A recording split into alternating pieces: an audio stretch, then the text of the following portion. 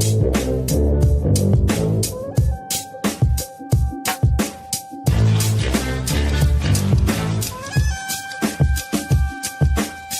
week, the guys welcome back NFL insider Benjamin Allbright, defend Nick Saban's emotional outburst, find out what not to do with the Stanley Cup, and check in on the new chicken dipping craze. All that and more this week on Just Press Play. The red wasp is after me. Pregnant ladies and little kids better get the hell out of the way because I am running. I'm like Forrest Gump, dude. I am running. So, who also got covered by Aretha Franklin in RSPECT. Find out what it means to me. I want you each to use ombudsman in a sentence next week. I got one for you. My name is Kevin, the official ombudsman of the Just Press Play podcast. You like apples? All right, here we are. We are back. It is the NFL. I can smell it. The season is fixing to start. We got our Thursday night game, and then this weekend, we got a full weekend of college and pro football. And we got Pops back. What's up? We're all three here. What up? What up? I know it's stinking here because the NFL is the poop. Wow. We'll add some the laughter, like some sitcom laughter behind that, like a laugh track. We need to have a laugh track button for you, Kev. Yeah, maybe. So you can fire whenever necessary. Consider the source. Well, here we are, and with football being back, just a real quick reminder, if you don't already know, we are brought to you by MyBookie. It's the best place to bet on any football games. Right now, if you enter our promo code, they'll match whatever deposit you put in. That's MyBookie.ag. If you're going to be betting on games this NFL and college season, can I do things that are not football? You can do all kinds of stuff. We'll get into it in a little bit later. But if you're going to be gambling, then MyBookie.ag is the way to go with the promo code JPP. All right. But guys, cool. We got a fun episode coming together because Ben Allbright jumped on with me just a second ago. Ben Albright's back with us. The NFL insider graced us with his presence, and he'll come on just a little bit. We kind of ran through all the divisions in the NFL, and buddy. Yeah. He likes your Broncos this year. He's a fan. He thinks not a fan. He thinks they'll be a good team this year. Yeah, well, you said he's an insider. He should know. I mean, who wouldn't? Well, you'll like, I think in back-to-back sentences, he said, I think the Broncos will surprise people and the Raiders are garbage. So you'll like that. Those back-to-back sentences. That. Yeah, I think this might be my favorite interview so far, and I haven't listened to it yet. So.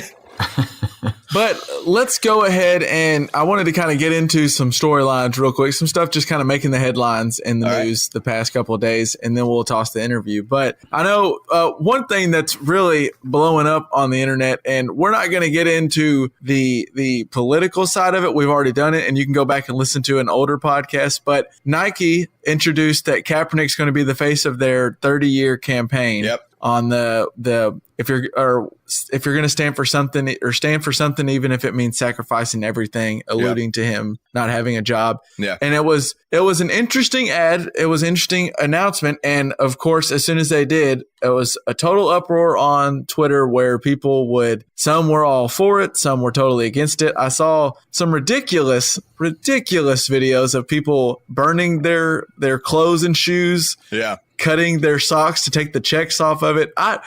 Wherever you stand is totally fine, but I don't understand why you would ruin the stuff that you've already paid for. Nike already has your money. It does hurt Nike if you go out and buy a few pairs of socks just so you can cut them up. So keep that in mind. And and then if you have the higher socks like that and you cut the top of them off, they now won't stay up. They're going to fall down every time. They are useless socks. Yeah. Yeah, so good job. Like Pete Maravich socks, you know, that just sagging. And there's all the people this morning like, oh, this is what's doing to Nike's business. Nike's been around for a little while. They've done a pretty good job at the business side. This isn't something like a spur of the moment. This was a very thought out, well-planned thing. I think they feel pretty good about it. And it's not like the face of their franchise isn't already LeBron James, who has been pretty clear where he stands on this. So they couldn't really ride the fence. I don't know. I think it's getting blown way out of proportion. I think that, if you pay attention, those people that destroyed their Keurig machines, they really put Keurig out of business. And so those people that burned their Redskins jerseys, we saw what happened there. They changed the name. They moved the team. It was incredible. So just keep destroying your stuff and show how smart you are. I just think. Well, I want to say that. I mean, I think it's a pretty brave step for Nike. Yeah, I agree. I mean, I think Kaepernick. Agree or disagree with him, we don't have to get into it completely. I wish we would, like we did before. But I mean, he brought light to an issue that needed light being brought to it, and he's unemployed. And so I'm pretty proud of Nike for giving the guy a job. I don't think. I just thought it was a very brave move for them. And I think that a lot of the people that they market to are of a more open mindset. Yeah. And will probably appreciate it. I think in the long run, it could be good for Nike. I think it's very interesting. It's a ballsy step. And I want to see what happens from it. But this isn't new for Nike in a way. I mean, Jordan was their guy when Jordan was going through troubles with the NBA, and people were at one point there was a thought process where players were thugging up the NBA by their sagging shorts and with African Americans, and they sponsored the biggest African American basketball player, and then. Tiger Woods was kind of we've mentioned before, one of the first black golfers. And then they've been behind LeBron, who has been very outspoken about his thoughts politically. Yeah. And then I think this just follows right along. And I agree with you, Dad. It's a brave thing. I just don't understand.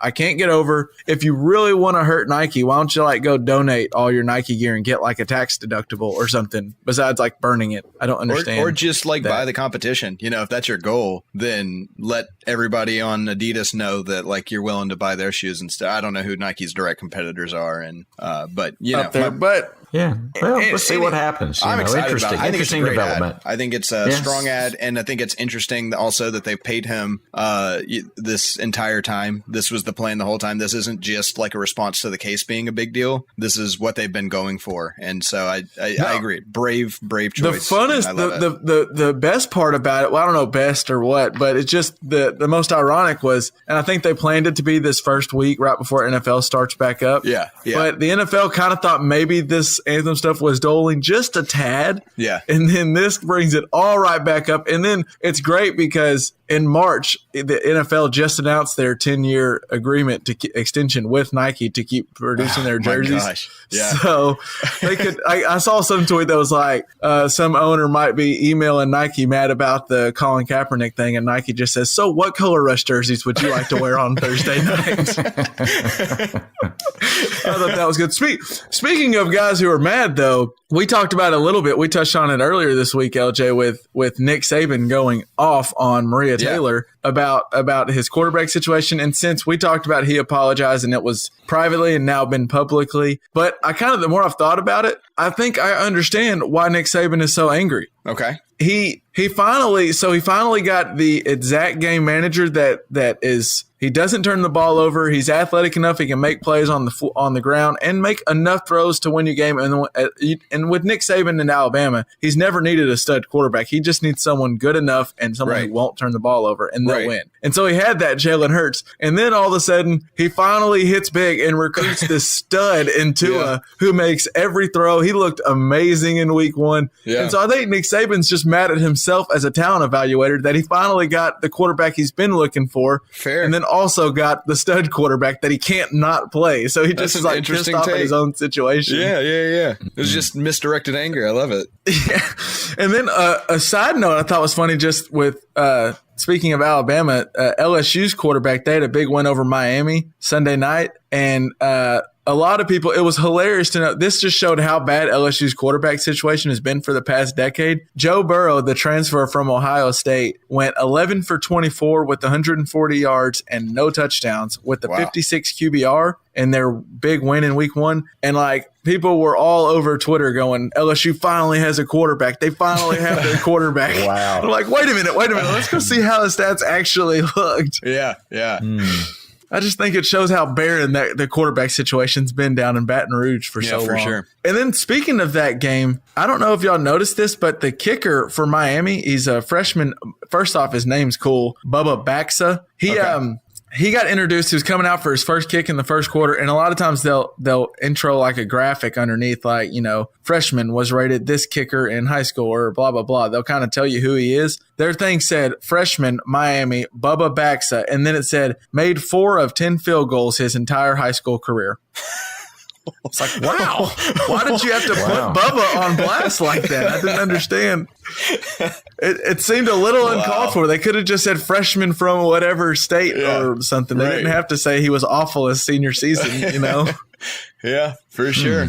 And then I saw some news. I saw something you'd be interested in, LJ. Terrell Davis, you know, of course, you know, I'm sure some people my age may not, but I think most people know Terrell Davis, the legendary Broncos running back. He tweeted out that the rookie Philip Lindsay, I don't know if you know who this is, LJ. I don't know who Philip Lindsay is. Yeah, he's the first. Yeah. He contacted Terrell Davis right before the regular season and called old TD and asked if he could have permission to wear the classic number 30 jersey. Yeah. And Terrell Davis said that not only is Philip Lindsay an incredible young man and he's honored that he'd want to wear the number 30 jersey, but that it's time to dust off the old 3-0. So we will be seeing a number 30 in Denver running the ball some this year. I'm into that. I'm excited about Philip Lindsay. He's my understanding is he's the first undrafted free agent to not have to play week 4 for the Broncos maybe ever. Like he didn't have to. He was an undrafted free agent that didn't have to earn a spot. Oh, okay, not 4. In the preseason. He didn't have to earn that spot in week 4. He already got it. Okay. And then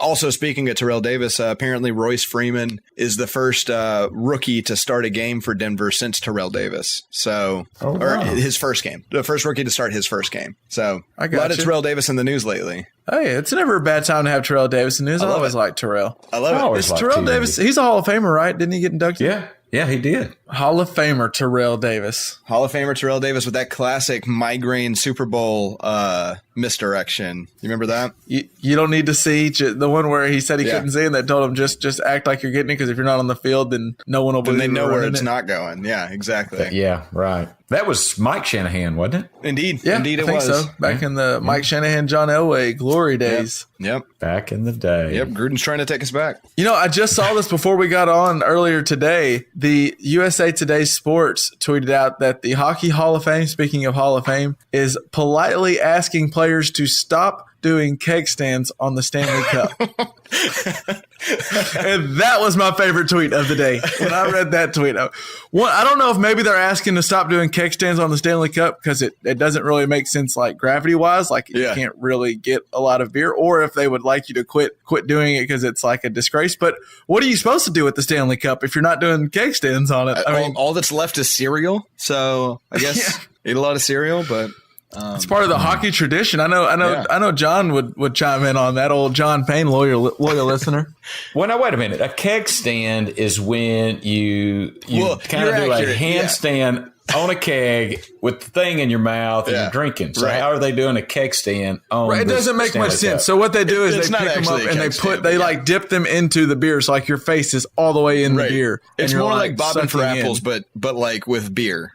But it's because it's the Stanley Cup and you just do it. It's tradition. You just do it. You don't ask questions. You just do it. Well, you know, if I had to do a keg stand like that, I'd want to be first, not That's fair. second. You know, something oddly, I don't know, maybe I'm in the minority here. I don't think hockey players are all that worried about sanitary things, especially after the Stanley Cup, after they win a Stanley Cup. I don't think Ovechkin was like, hey, can you wipe the rim of the Stanley Cup for me, please, before I do mine? Just a second. I brought my disinfectant wipes.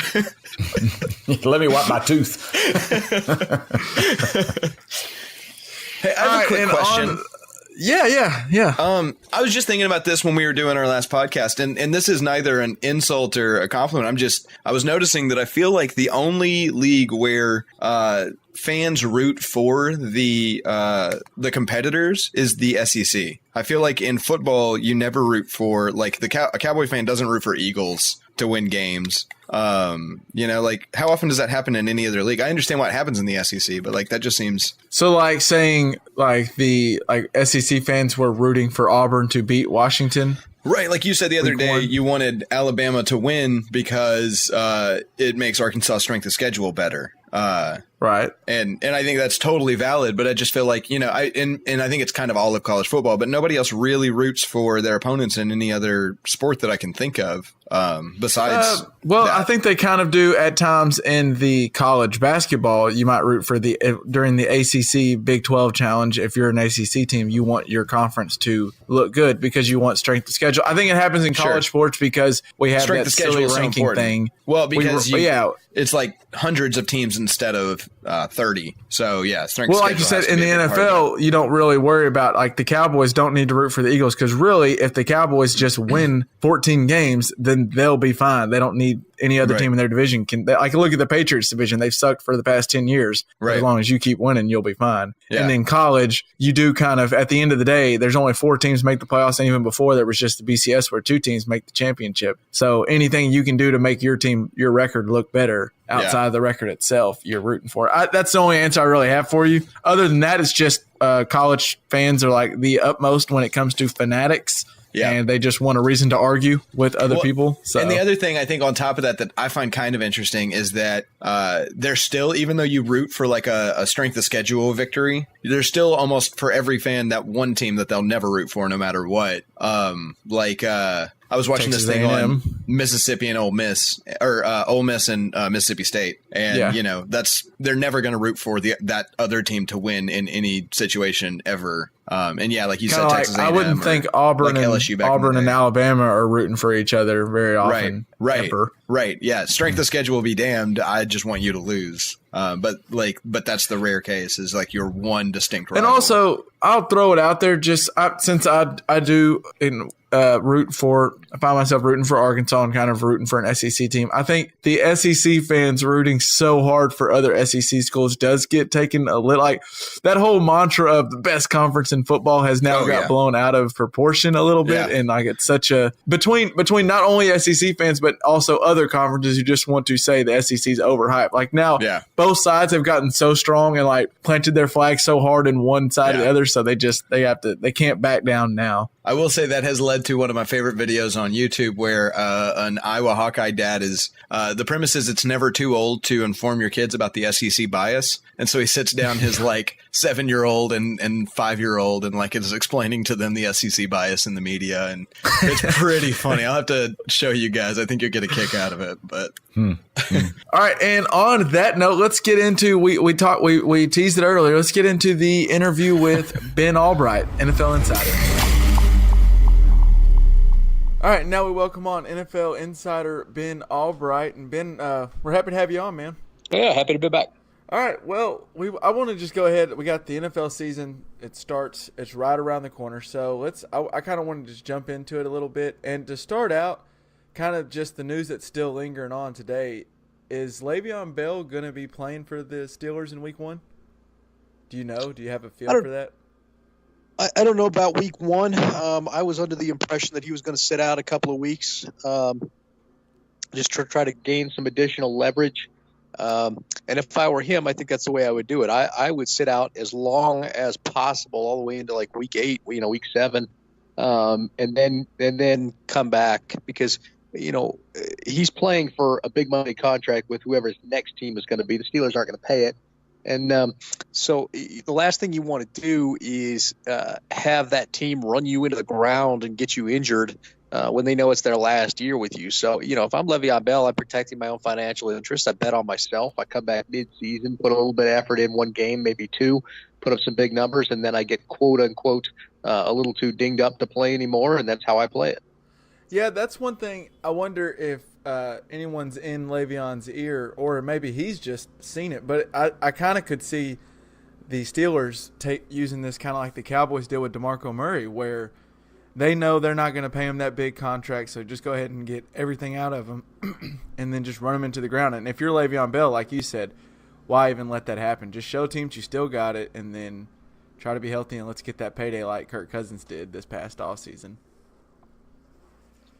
Right, and that's a way to do it. Just bet on yourself, put 2 games worth of work in to show you got it and move on. And then, and go from there. Make sure you still get the credible year so they don't get the option of using another tag on you or rolling the tag over to the next year. So, I think he's playing it right. He's playing it smart. Obviously, he's got decent representation. They've got a high dollar value that they think he can get. I don't think he's worth that. I wouldn't pay it for a running back, but from the player's perspective, he's doing the right thing to try to cash in. All right, well, I kind of want to just dive in a little bit. I saw you were kind of making some semi-predictions, talking about what you thought might happen this season. So let's just jump into it, and starting with the NFC West. it seems like the big storyline here is just how big of a jump can the 49ers make, and are the Rams, I mean, they've made so many signings. I mean, they're coming off a big year. What's your kind of prediction from the NFC West this year? Well, I think everybody's got the Rams there at the top. Yeah. They've just got a lot of talent on paper. They did pretty well last year, and they've added pieces. So I think on paper, everybody looks at the Rams as at the top of the class. I don't disagree with that. But after that, I think the Niners, are probably the team to watch. They were a team that, even though their record didn't indicate it, they were very competitive last year. They were in quite a few games, even with C.J. Beathard and Brian Hoyer at the helm. Of course, they won games with Garoppolo, but they were in games and very competitive, beating the spread quite a bit early on last year. I think they're going to be a competitive team that probably takes number 2. And then the other 2 teams in the division, to me, look like hot garbage. You've got a Seattle team that sits in the middle of a major rebuild, and outside of Russell Wilson and a few pieces on defense, really don't have much talent on the roster at all. And you've got an Arizona team that needs offensive line help again. You would think this wouldn't be a problem given, since the Super Bowl back when Kurt Warner was there, how much of a problem it's been from coach to coach. You thought they got it resolved, and now they're back in the same, dire straits with poor offensive line play. You've got Larry Fitzgerald's probably running, his last year. Who are going to be the other weapons there? You got Mike McCoy coming in as an OC, whose offense is incredibly complex. You've got Sam Bradford at the quarterback, who, you sneeze on him and he falls over for the season. Mike Glennon, who's an absolute nobody, and Josh Rosen, who's not even remotely ready. So, Arizona and Seattle look like 2 terrible teams, and I don't expect them to be in contention at all. Yeah, I could see Seattle. I could see that going. I mean, Russell Wilson's great, but like you said, outside of him, I don't know what they really have. And it looks like Baldwin's kind of banged up this year. And this could be the year where they just ask too much of Russell Wilson. And if he were to get hurt, then I don't know how they win a game. So, yeah, I think it's Rams, 49ers, and then the other 2 teams. I'm with you 100% in that division. But moving over to the NFC North, it seems like it's kind of a 2-man race between the Vikings and Packers. And we know the Bears just made the acquisition of Khalil Mack, and the Lions, they have a good offense. But am I crazy for thinking? I think I'm all over the Vikings this year. I think the Kirk Cousins acquisition could be big for them. What's your thoughts on that division? Well, I think the Vikings have the division probably locked down. They've got a great defense, strong run game. There's some questions along the offensive line. That's going to be a problem, whether Kirk Cousins is going to have time. Preseason, he looked pretty sharp. He's got a good connection with Diggs. So that's going to be interesting, where Keenum kind of had a better connection with Thielen. We'll see how that plays out as the season goes along. I think they're the class of the division there. I think the second team there is probably the Bears. I know everybody freaks out and wants to say the Packers, but outside of Aaron Rodgers, that Packers team is not good. Right. It's just not. You saw that last year. As soon as he went down, they were nothing. Right. They've invested some picks in their secondary, which is good. They've got a good young secondary, but the linebacking core is aged on the outside and unathletic on the inside. And I just don't know where they're going to generate a pass rush from. They've got a better defensive coordinator in Pettin now, but I just don't know how they're going to get after opposing quarterbacks, and you're going to have to in that division, with Cousins and Trubisky and especially Stafford. On the offensive side of the ball, the tackles are all right, but outside of that line's not really much. They did add Jimmy Graham, so that's interesting, but the receivers are just kind of guys. They're a little overrated, I think. They get big numbers because of the quarterback they play with, and then the health of Aaron Rodgers. Is he going to be healthy? I've never seen a quarterback stick around too much longer after 2 collarbone injuries. We all saw what happened to Tony Romo after 2. He fell off. So, right. I think the Packers are the 3rd team in the division. I think the Lions are the 4th team in that division. Yeah, I think it's kind of something that is a little, I don't know about underrated the right word, but just not noticed. But the way Aaron Rodgers has carried Mike McCarthy to 10-win seasons over the past 7+ years, it's been Aaron Rodgers, and then hopefully some guys step up around him. And I just think I'm with you. Broken collarbones at some point do catch up to you. So moving to the NFC South, and this is the division I had the most trouble with trying to pick a winner in it, because I really feel like outside of the Bucs are, I think Dirk Cutter doesn't make it too far into the regular season, but outside of them, it's a toss up to me. What do you have going in the NFC South? Well, I think the Falcons are going to take the South. I think they have the most talent. I think the question is Steve Sarkisian. I think he holds that offense back. We all saw what he was able to do with Kyle Shanahan and how it hasn't been the same since. But I think they have the most talent in the division. Strongest defense, best quarterback play outside of Breeze. So, I think that I think they're going to take the division. I think New Orleans is probably going to be number 2. We saw what they were capable of last year, and they look to have gotten better on paper. Breeze is kind of winding down, but that's still an offense that's lethal. And then you look at the rest of the division. You got a Panthers team that's kind of you're trying to figure out. They brought in North Turner, which I think will be an improvement for the run game, which should help protect Cam. But we'll see. How that goes. I don't think the run game will be as reliant on Cam Newton as it has in years past, which is a good thing. But overall, that team's getting a little long in the tooth on the defensive side of the ball too, and that secondary is kind of suspect. So that's just a question mark. And then of course you got the Bucks, and I think Cutter will be fired, by week 8. So I think they'll move on and get something else there. They've invested heavily in the offensive side of the football. Still haven't been able to win games. Obviously Jameis is going to be out for a little bit this season. It's going to be interesting to see how he comes back, whether or not they make a future commitment to him or he moves on.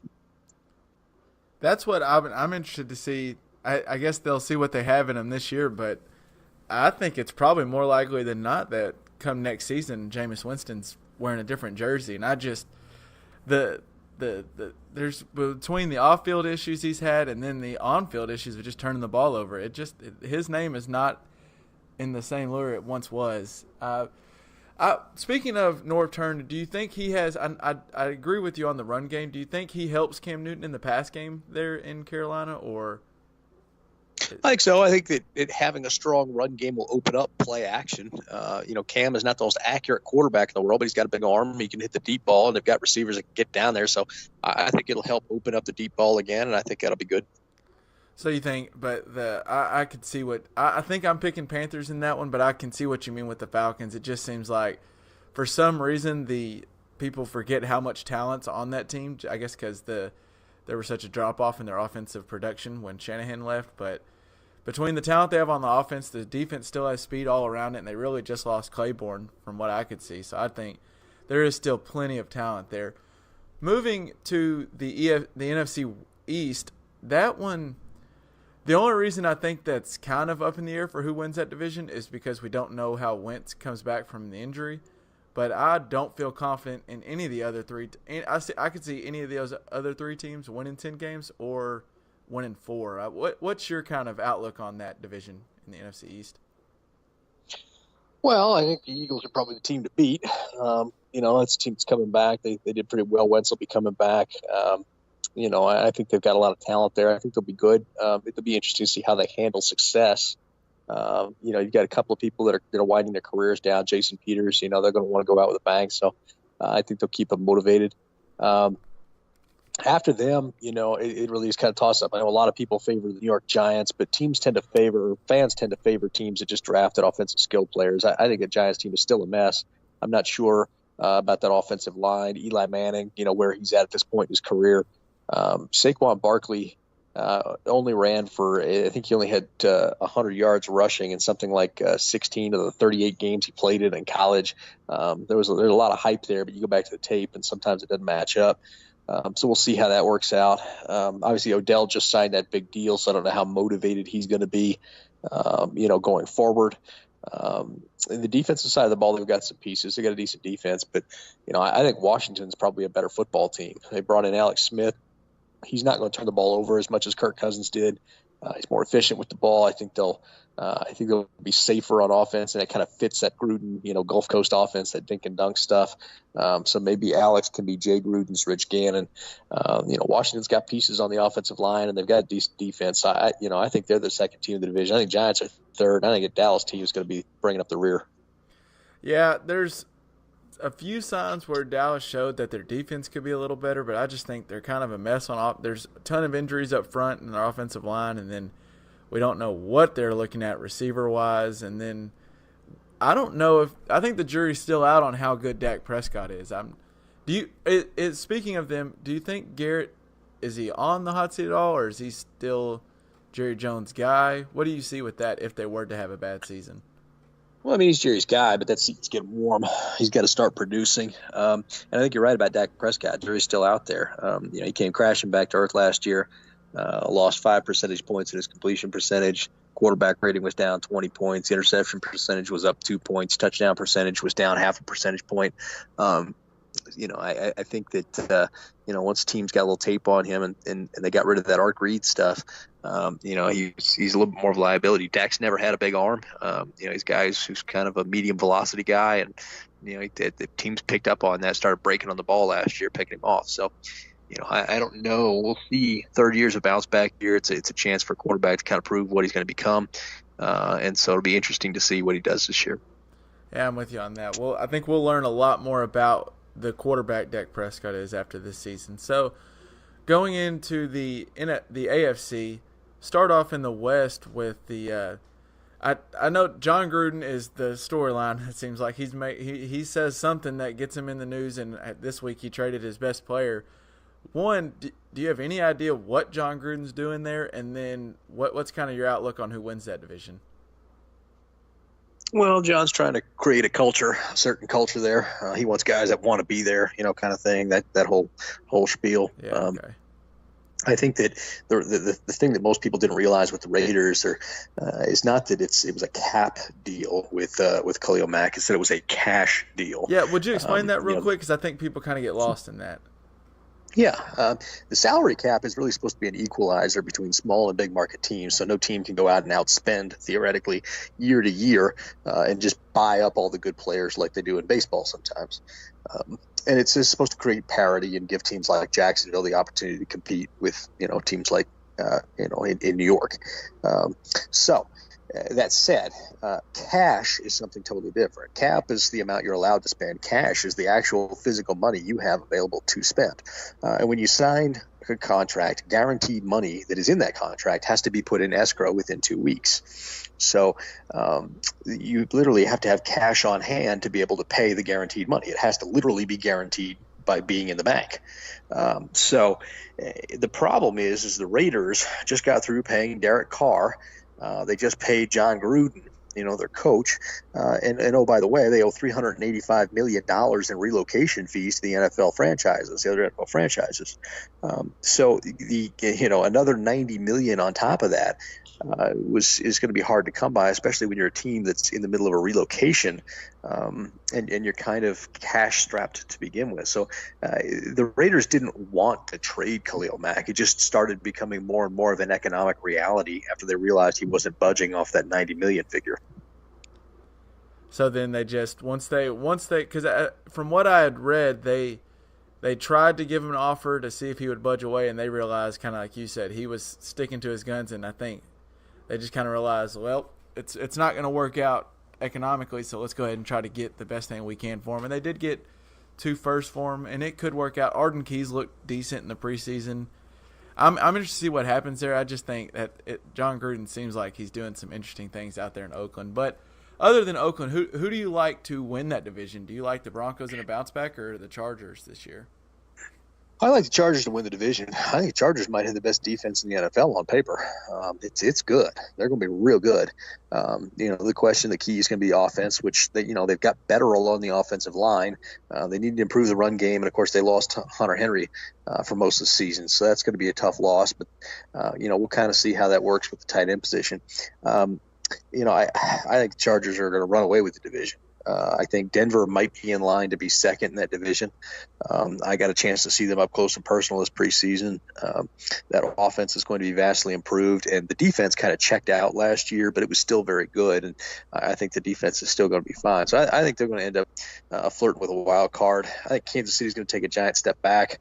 Bob Sutton probably needed to be fired this offseason, but Andy Reid lobbied for him and kept him. That defense takes major chances when it shouldn't. It doesn't have the secondary to be able to cover the way it needs to. Bob Sutton misuses players a lot. He's got Justin Houston dropping back into coverage way too often. Yeah. So it's that defense is just bad. It's really bad, and and then you've got a young quarterback who's going to be making his first season starting in Pat Mahomes. I think Mahomes will be a star in this league, but I think, even the future Hall of Famers struggled in their first seasons. You look at Peyton Manning, threw 30 interceptions his first year. So, I think a guy like Mahomes is going to have a little bit of a learning curve. He's going to make some jaw-dropping plays. He's going to make some head-slapping plays. And so I think Kansas City's going to take a major step back this season. And then, of course, I think the Raiders are the absolute worst team in the division, and it's not even going to be close. Yeah, with my thought on the Chargers, and I think I'm picking them too because there's just I think they return the most talent, and then they have a very competent quarterback and Melvin. I mean, there's just talent around them, and then the defense. I agree with the edge rushers on there are fantastic. Then they still have guys on the back end. But the only thing I just, for some reason, I can't get the thought of the Chargers. It seems like they do this every year to us, where the years you kind of like them, they start out 1-4 or 2-5, and then the rest of the year Phillip Rivers is playing keep up, and they end up getting back in the hunt. So I could see that happening. But I just wanted to ask you on the Broncos. I do think they have a better year, but is with Case Keenum at quarterback, is that they've now let go, cut Paxton Lynch. That was a mess. But is Case Keenum their guy moving forward, or is he a bridge until that next guy in your eyes? He's the guy, and they paid him to be the guy. They gave him a short-term contract so they can get out from under it quick, but as long as he can be the guy, he'll be the guy.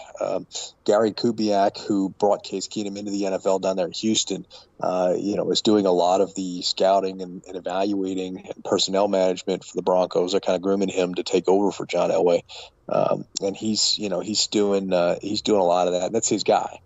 So he brought Case into the Broncos. Broncos previously tried to trade for Case with the Rams before he went to the Vikings, and the Rams said no and put a first-round tender on him as a restricted free agent. So the Broncos weren't willing to give a first for him. So, I've seen him in practice this preseason. He's looked very sharp. I know people were talking about last year being a one-year wonder. I don't think that's going to be the case. No pun intended. I think he's very good. All right. Well, they did pay him like a guy, so I'll be interested to see how that works out. Moving over to the AFC North, I know everyone is all over the Browns because they've watched Hard Knocks and enjoyed watching that, and there is talent around there. I'll start with: do you think the Browns can overcome the incompetence it seems like is at their coaching and make a run at the playoffs? And then second, what do you like in that division just in general? Well, I don't think that the Browns are a playoff team, but I think they'll be competitive this coming season, which is a wonderful departure from previous couple of seasons. Yeah.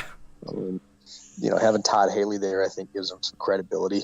It'd be interesting to see the Tyrod to Baker transition, how and why that occurs. I think that the Browns are still a few pieces short, but I think they'll be competitive. They could even get as high as maybe 500, if they're really pushing it. I think the Steelers are, the team to beat in the division. Obviously the Bell situation bears watching, but, they've got a better roster top to bottom than about anybody else. I think the Bengals are probably the number 2 team in the division. A lot of talent on paper there. Marvin Lewis is kind of playing for legacy at this point because he's going to be getting ready to. He is still there. It's amazing how long he's been there. Right, and he's playing for legacy at this point. So I think that there'll be something. Andy Dalton also kind of playing for, for his legacy at this point, whether or not he's going to fade into the ether as a journeyman backup type from here on out, or whether he takes the reins and kind of becomes Matt Ryan, that kind of thing. So. It'll be interesting to see how those two play for their next spot. I think Baltimore's the worst team in the division personally. When I look at them, I know Baltimore fans don't want to hear that, but Joe Flacco's on his way out the door, and the draft seemed to be to build this team for something that would be ready when Lamar Jackson took over. They went heavy, grabbed a couple of tight ends. The idea is to come out and 12 personnel sets once Lamar takes over next year, and be heavier on offense with a power run game, and force defenses to go heavier so you can take advantage of Lamar's athleticism by pulling that extra nickel, pulling that extra corner off. off the field and putting a linebacker on it. So, the idea there, I can see what they're trying to do in terms of roster construction. That defense has been, kind of hit or miss last couple of years. It was good last year, but it's really aging. So I think Baltimore's kind of bottom of the barrel in that division. If you had to guess, do you think that transition to Lamar Jackson starts at any point this year, or is that totally wait until year 2 for them to even think about putting him in at starting? I wouldn't put him in this year. Based on what I saw in the preseason, he's not even remotely ready. So I wouldn't, unless there were games that were wildly out of hand one way or another, just to get him some snaps. But I would not. The transition would not begin for me till next year. Yeah, I could see that. So moving into the AFC South, and this is another one kind of like the NFC South, where it just seems like it was really tough to decide who to go with. I mean, Deshaun Watson was great in the flashes he showed last year, but we just don't know for sure if he can stay healthy. And then I wonder, do you have any idea on Andrew Luck's health? Is he 100%? Is he close? What are I you would say hearing there? 100% is not the way to put it. He's getting better. He's going to be the guy. But I would say 100% is not accurate. There's still some issues, and he's trying to work all that out. That's why they hung on to Jacoby Brissett just in case. I think Jacksonville's obviously the cream of the division. That defense is really good. The team will go as far as Leonard Fournette can carry him, and they don't have to rely on Blake Bortles too much. I thought Cody Kessler looked better than Bortles in the preseason. As far as the Texans go, they're another team with great defense, but question marks at the quarterback. You alluded to the injuries, the injury thing with Deshaun Watson. That's part of it. The other part of it is, he actually had the highest interception percentage in the NFL last year. Right. I think not a lot of people realize that because he was throwing quite a few touchdowns too. He had the highest touchdown percentage, but he's throwing a lot of interceptions per pass, and that's not something you want. He needs to clean that up. He's not really a super high velocity thrower, so guys can break on the ball on him. We'll see, an extended action this year. And, I'm concerned because that offensive line is really bad there at Houston.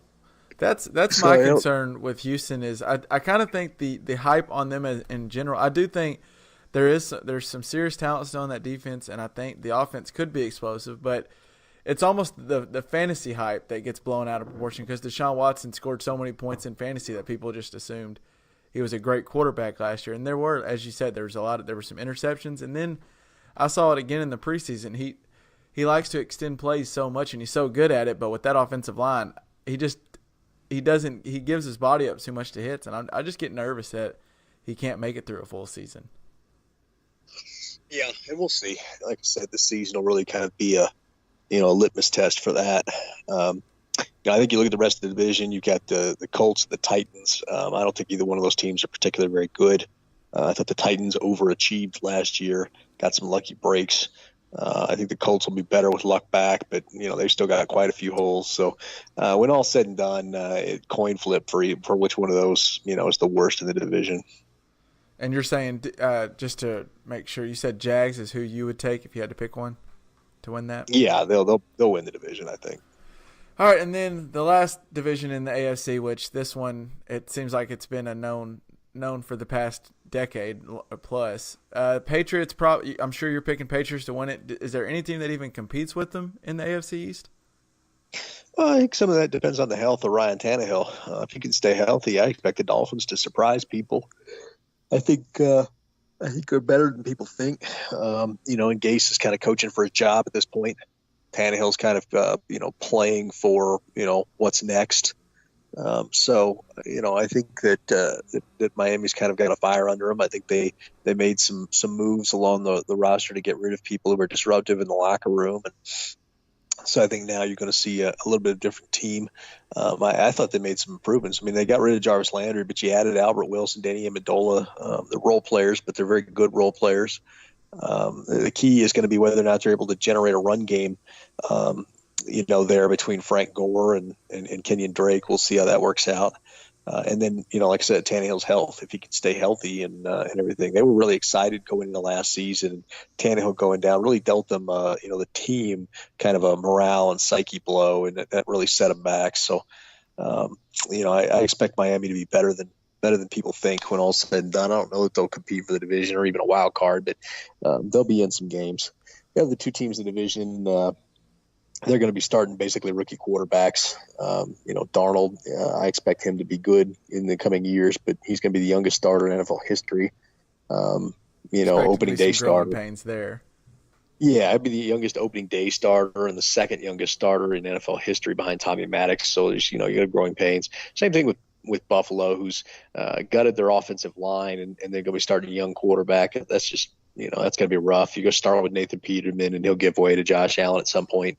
Both those teams have okay defenses that'll keep them in games, but I don't really see either one of them being very competitive this year. Is the Buffalo starting Nathan Peterman, is that more just to make sure Josh Allen's healthy or to make sure he's ready? Well, kind of both. I mean, really what you're looking at here is they have a rough defensive schedule the first 3 games of the season, 4 games of the season. So you'll see Nathan Peterman just take a beating for the first couple of games until they can drop Josh Allen out there against an Indianapolis or something. All right, I got you. Before I let you go, do you have a Super Bowl pick? I guess I kind of stunned everybody when I said Chargers against the Falcons. I think everybody kind of freaked out on that. That's who I picked. We'll kind of see how that shakes out, but I don't think that's as unrealistic as people seem to think it is. If Phillip Rivers either one of those quarterbacks, if they could get a Super Bowl on their resume, that would really change the way people think about them as they head closer to retirement. Real quick, I wanted to ask you, just because I know you kind of keep an eye on quarterbacks and it's way early, but just who's the quarterback in college right now that kind of is really turning eyes for scouts? Is it kind of Will Grier, Drew Lock?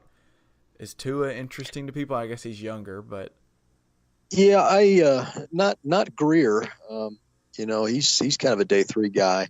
Locke has got some people intrigued by his size and arm. The kid up at Oregon, Justin Herbert, has a lot of people, kind of eyeballing him. And then Jarrett Stidham over there at Auburn is another big name to keep an eye on. I think those are kind of the two to really keep your eyes on right now. Is the kid at NC State, is he kind of turning names? That Finley kid? I just saw he had the size. Ryan Finley, yeah, he's he's a decent prospect. I think people are, I think he's a little down people's boards relative to some of those other guys, but he could be a solid middle of the class quarterback right now. Some people have him rated a little higher than that. All right. Well, that'll be interesting to see. We'll learn a lot more about it as the season rolls on. But Ben, I appreciate you coming on. Is there anything we can plug for you moving forward? I think everybody's pretty aware of everywhere to find me. They can unfollow me on Twitter at Allbright NFL. All right, Ben. Well, I really appreciate you coming on. Hopefully we can have you on again sometime this season. Yeah, absolutely. Anytime.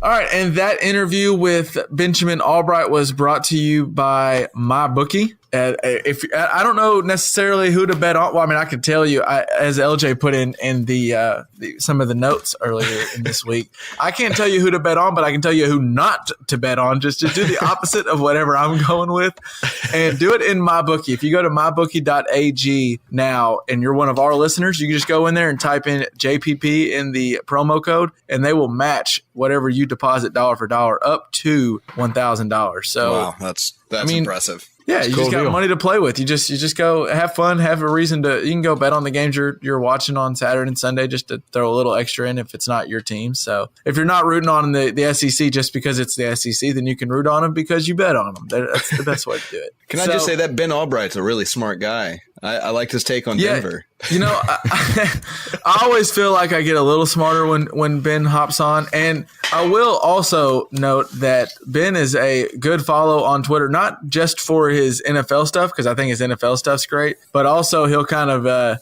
exchange with fans who maybe have very differentiating point of views. And it's pretty funny. You follow him at Allbright NFL. It's ALL Bright NFL. And he's an interesting follow, but we really appreciate him coming on. But I wanted to get to something that we thought the Nike stuff and Colin Kaepernick had Twitter up in arms, but what really had Twitter up in arms from the other night was something at the U.S. Open. And it was not Roger Federer getting upset, but it was a woman who seemed to, it got caught on camera. The camera just kind of panned to the crowd. And this woman seemed to dip her chicken finger in soda. Like she had like her Dr. Pepper sitting there and she dipped a chicken finger in her soda and then took a bite out of it. Now, maybe I'm crazy. This isn't a thing, right, guys? There's no way this is a thing. No. It's not a thing. No. Remember we did Is This Anything? That's not anything. Well, I've heard of, obviously there's the ketchup, mustard, honey mustard, ranch, French fries in your chocolate milkshake. If you want. I've heard of that one. Yeah, but I don't want my chicken finger to be soggy. I just don't understand. It just is also wild. like and apparently for your soda, they have just breaded fried bits floating around in there too. Like that seems like a lose-lose. Backwash in there. I don't understand both of your things. Yeah, there's two good things. There's chicken fingers and sodas that you had in front of you, and you ruined both with that single dip.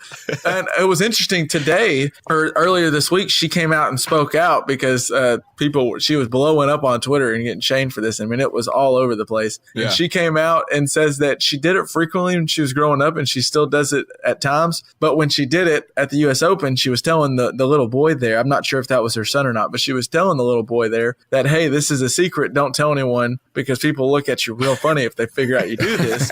But I really like doing this. And it was just funny. And now she's like, I'm kind of embarrassed because I don't want people to know I do that because it is a weird thing. And now everybody in the world knows that I do this. So it is interesting. Hey, you know what? More power to her. She wants to dip her chicken tender in soda. I mean, she's grown. You're right. Let her do it. You were right about that. I had a different take. Ain't hurting me. Live your life. Live your life. You're exactly right. Live your right. life, girl. You ain't bothering me. What is now. it? It's your Sunday too. It's her Sunday. It's her chicken nugget too. Whatever. I mean, she's the one that spent all that money to go to the U.S. Open. I'm sure she spent a pretty penny on a large Coke and a chicken finger basket. So by all means, eat that damn chicken finger however you want, baby girl. Go ahead. And I figure we'll go ahead. We didn't get into it last episode because we didn't have you on, Pops. So we can go ahead and get into it now on what we're listening to. And Dad, I'll let you go ahead and kick it off if you want. What have you been listening to? So I can't remember what I was doing the other day. I think I was just doing a little work, but I put on something that I hadn't listened to in a while and rocked out. And it was the first album I ever bought myself. Peter Frampton, Frampton Comes Alive. Right. So good. Listen to it front to back. What a great album. Fair enough. Great listen. I mean, that's one of the classics right there. Yeah, it is. At one time, I want to say it might have been the best-selling album of all time. I think Thriller, we need to look at that. I think Thriller might have taken over from Frampton Comes Alive. And then, of course, we know the Eagles have now gone past. I think Frampton Comes Alive beat Carole King's Tapestry. I mean, this is just off the dome, y'all. This is just pops off the dome here? This is off the dome. But I do think Frampton Comes Alive held that honor for just a little while. I do. Interestingly, I saw this kind of came to, I don't know how this popped up. I think I might have saw a tweet about it. But just speaking of kind of musical legends, did you know that Mick Jagger not only has 8 kids, but he has 2 kids that were born 46 years apart? Oh, my God. Marsha Hunt was born in 1970, and his latest kid, Melanie Hamrick, was born in 2016. And Mick Jagger is 76 years old. Wow. That's a random thing, but it blew my mind when someone made that point on Twitter the other day. That's ridiculous. I mean, I guess, they kind of say sex, drug, and rock and roll will kill you, but Mick Jagger's still dancing and kicking, He's still kicking. Mm-hmm. He's still kicking. What is the old saying, speaking of the Rolling Stones, the old saying about, like, every cigarette you smoke, like, takes 10 years away from your life and adds 10 years to Keith Richards or something? Isn't that the old saying? It seems like it. I hadn't heard that, but I don't know. Well, a quick look, and I didn't see Frampton Comes Alive on the top selling albums. I think it might there be was something potentially to might that. be the best selling live album of all time. It was maybe that's what it was. It was somewhere on that list for sure. The Eagles probably shouldn't be the number 1 best selling album since it's a best of, not an actual album. Well, I was going to say, album, I mean, the numbers are the numbers, but the asterisk is also the asterisk. Is all I'm saying. LJ, what have you been listening to? You been listening to anything good? I've kind of gone back to something I found last summer. A guy named Uncle Skeleton, an album called Cocoa Beach, and specifically the song Handy Looky I'm a big fan of. It's kind of a post-apocalyptic, like 40s, but like modern pop sort of sound. It's really interesting, and lyrically it's even more interesting. So I'd say definitely, give the album Cocoa Beach a listen, but most specifically Handy Looky is spectacular. Cocoa Really Beach. All right. Handy Looky. Yep, HANDYLOOKY. Handy Looky. Got it. All right, and Very cool. What I've been listening to is a little old school too. Not old school as far as that was going back, but kind of something I kind of grew up on. And it was interesting. One of the a loyal listener, Jordan Owens, is the one who kind of put me onto it because the other day he posted something about listening to some old school T-Pain. And so I listened to like this I just went and found some old school T-Pain, some Buy You a Drink, and I'm in Love with a Stripper and Blow Your Mind, and just some good stuff. And then some Akon popped up, and it was just I was reliving the glory days. But I want to. But what I've been listening to, I'll just put what I've been listening to as some old school T-Pain, some Buy You a Drink and Bartender. I was jamming on my way back up to Fort Smith the other day. I like those. Yeah. Well done. Cool. Well done. So I think that will do it for this week's episode. Thank you everyone for tuning in, and a special shout out to Ben Allbright for jumping on and talking some NFL with us ahead of the big season. Man, I am pumped to have football back, guys. Me too. This weekend. Here you go. I will say, so he was all on. He likes your Broncos, and he does not like the Cowboys. He sounded pretty down on the Cowboys. So. I'm worried about the Cowboys. Because Saad was kind of onto the Cowboys, right? He was a little bit. Saad was kind of into it. Really, Ben was just kind of his big thing was Dak, and this will be a big year for Dak to figure out if he was rookie Dak or if he's second year Dak. So, and I couldn't agree with him more. So he thought it was a good interview. I really appreciate him coming on. And like I said, the podcast is brought to you by MyBookie. Put that promo code JPP in there, and they'll match any deposit if you're wanting to gamble on any of the games this weekend. And as always, you can find us on Twitter and Facebook. We're easy. Just type in Just Press Play Podcast in the little search and we'll pop right up. And then you can find us online at jpppod.com. So I think for this week's episode, it was good to have you back, Dad. Good to have the tripod back standing. That's it. That's all I got. All right. Me too. All right. Peace out.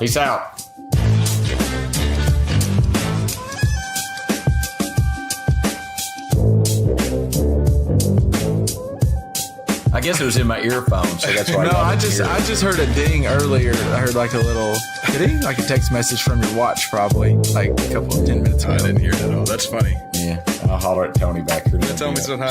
Tell me interrupt the show. We'll do.